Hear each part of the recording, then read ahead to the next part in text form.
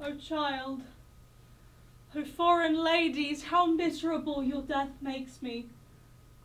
Your father has fled, having handed you over to Hades. Mother, for the same song fits both of our fates, and no longer do I have the daylight or the sun's beams. Snow-covered Phrygian glade and peaks of Ida, where Priam once cast the tender babe, taking it from his mother to be given to fate and death. Paris, who was called Aedean in the city of the Phrygians.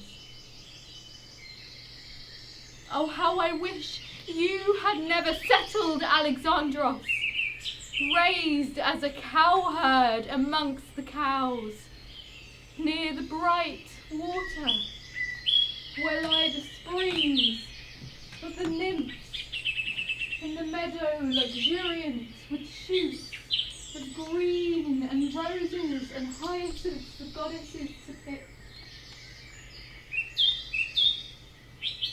To that place there once came Athena, and Aphrodite with guile in her heart, and Hera, and with them Hermes, Zeus's messenger. The one Aphrodite pluming herself on love, Athena on the spear of war, and Hera on sharing the royal bed of King Zeus. They came for a quarrelsome contest about beauty. But to me it spells death. This death brings honour to Danaiad girls, yet it was as an early sacrifice for Troy. But Artemis took me, the father who begot me. Oh mother, has gone off and abandoned me to misery. To my cost I have looked on Helen of woe and am slain, murdered in an unholy slaughter by an unholy father. Would that Aulis here had not accepted the prows of bronze-beaked ships into its harbour, Aulis, the sender forth of vessels, and that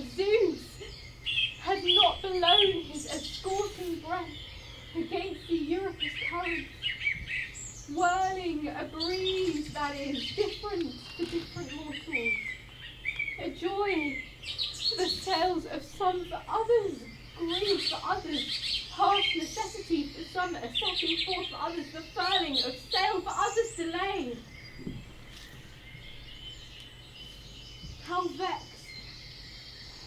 How vexed, it seems, is our race. We who live but for a day. It is fated that people must have trouble for their lot. Great are the sufferings, great the woes. But Paris is laid upon the children of Danaus. I myself pity you for your evil fate, but I wish it had never been yours. Mother who bore me, I see a throng of men coming here. And the goddess's son, my child, for whose sake you came here. Open the door so that I may hide myself indoors. But why, child, are you running away? I'm afraid to look at Achilles. Why? The ill fortune of my marriage makes me ashamed. In light of the circumstances, that is a luxury you can't afford. Stay. It is no time for standoffishness if there's a chance of benefit. Unfortunate woman, leader's daughter. Your words are all too true. The Greeks are shouting terrible things Shouting what? Tell me. concerning your daughter. Your words are an omen of terrible news. That she must be killed.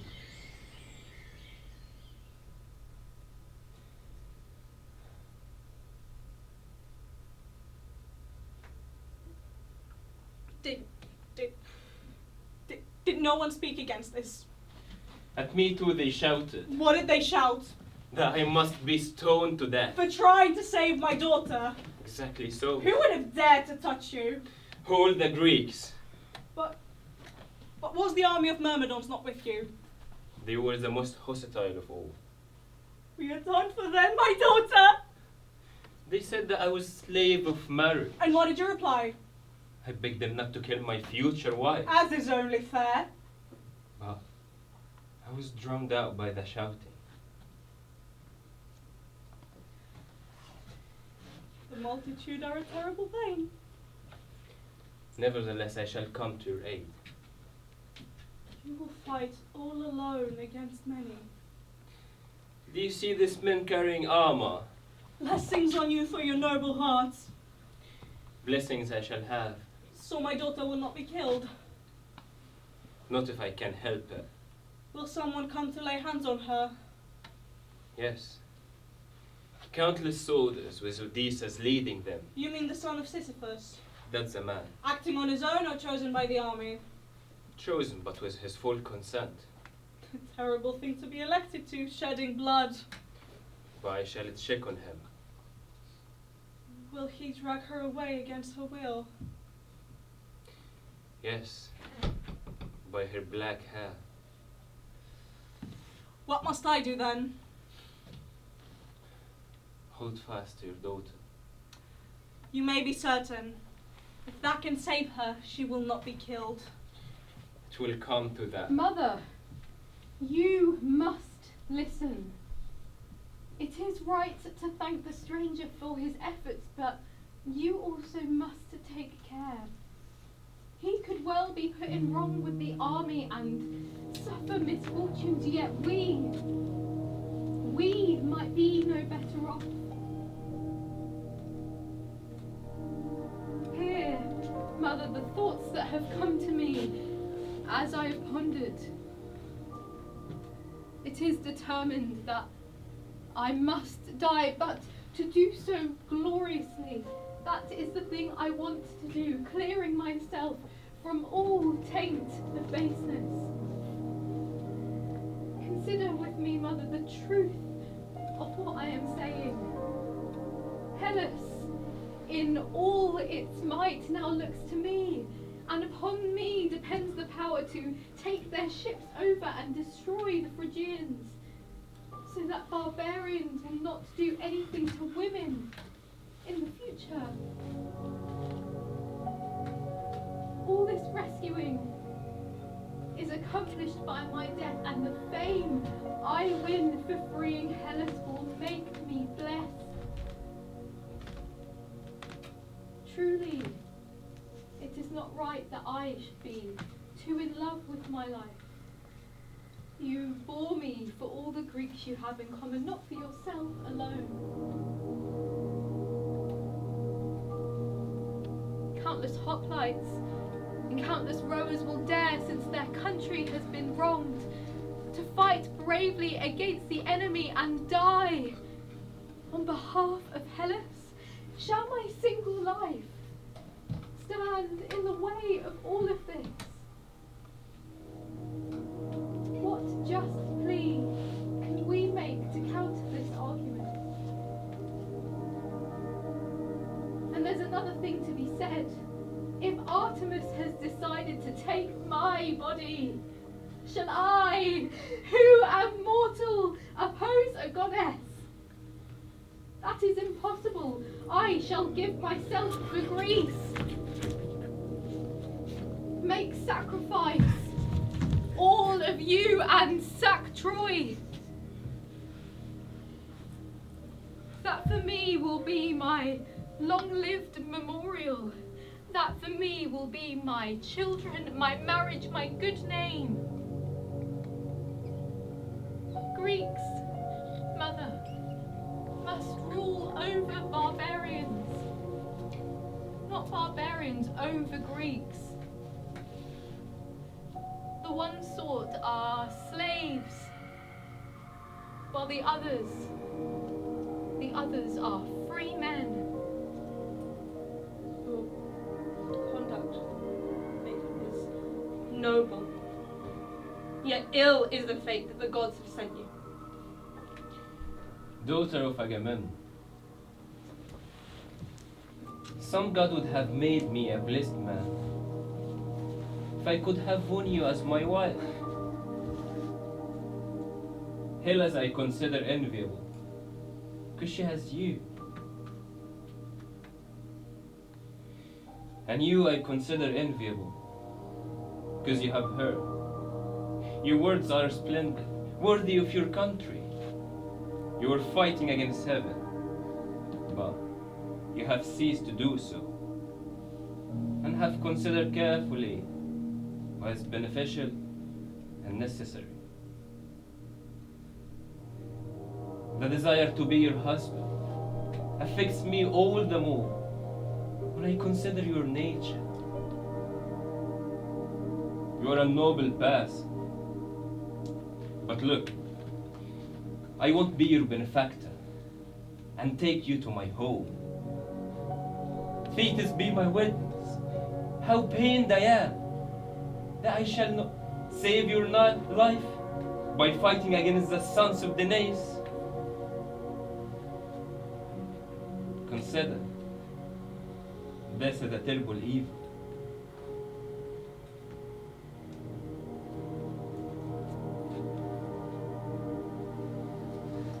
I say this without fear of anyone. It is enough that Paris causes battles and murders because of his lust. As for you, stranger, do not die on my behalf or kill anyone, but allow me to save Hellas if I can. O noble heart, I can't say anything further in reply to this, since that is your decision. Your thoughts are noble. Why should one not speak the truth?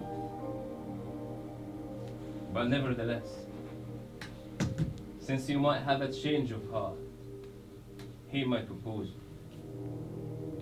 I shall go and station my arms near the altar, so that I might prevent and hinder your death. You might adopt my counsel when you see the sword near your neck. I shall therefore not allow you to die by your folly. I shall go with my armor to the goddess temple, and there await your arrival.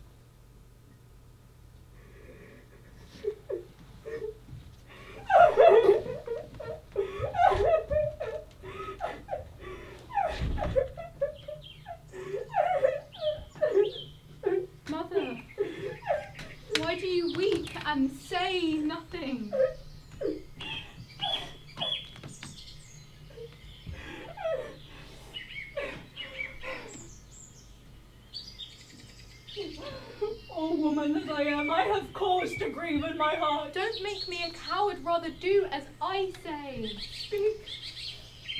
You will receive no injustice in my hands.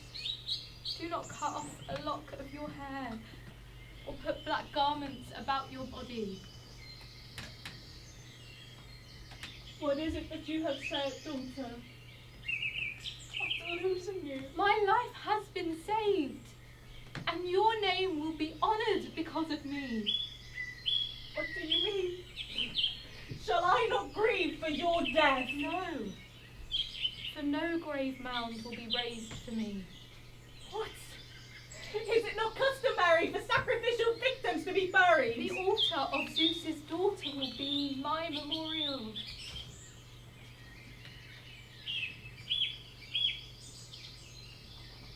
Well, daughter, I will do as you say.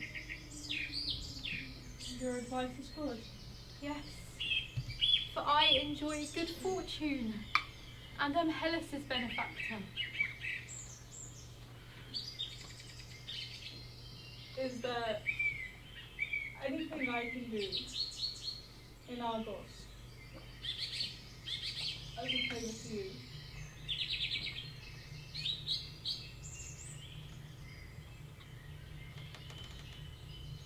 Do not hate my father, your husband. No. He must endure a terrible struggle because of you. He killed me for Hellas's sake, against his will. By a trick! That was ignoble and unworthy of Atreus. Be ruled by me, mother. Stay behind, for it is better that way for both me and you.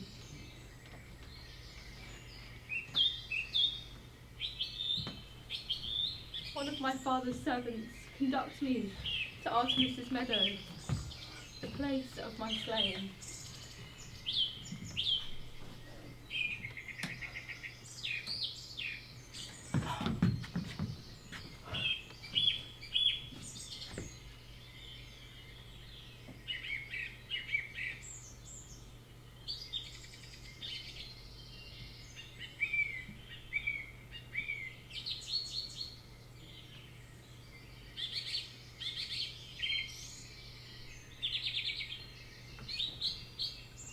Daughter, are you on your way? Yes, never to return again. Will you leave your mother? Yes, as you can see, all undeserving. Don't leave me. I forbid you to weep. You, young women, because of what has happened to me, raise a paean in honour of Zeus's daughter Artemis. Let the sons of Danaus keep holy silence.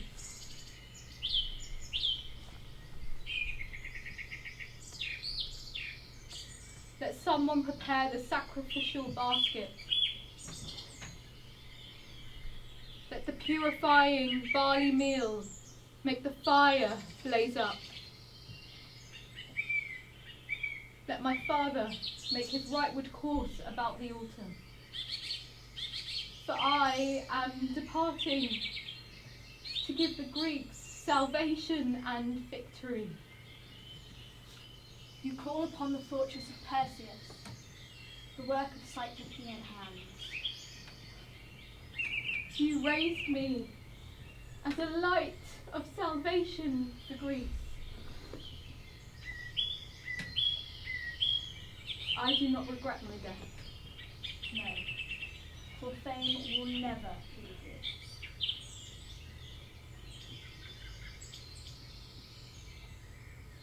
Day star that lights the way. Zeus's sunlight I shall take as my dwelling.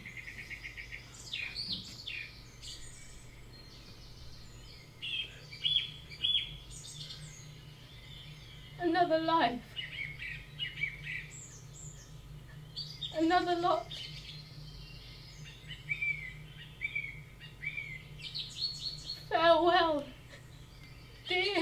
night.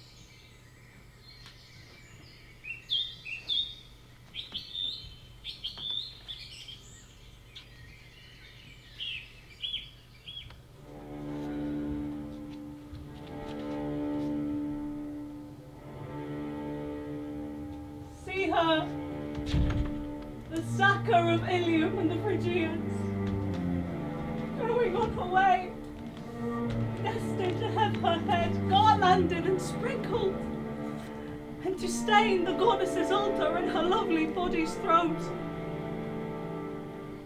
with the drops of her flowing blood. The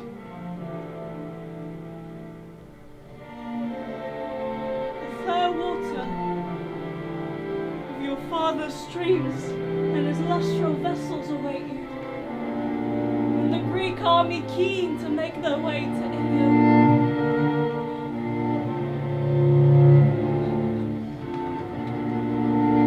So let us hymn Zeus's daughter Artemis, our lady, as if in good fortune. Oh lady, lady who take joy in human sacrifice, convey the Hellene army to the Phrygians' land and to treacherous Troy, and grant that Agamemnon by the spear may lay upon Hellas' brow a crown most glorious, and fame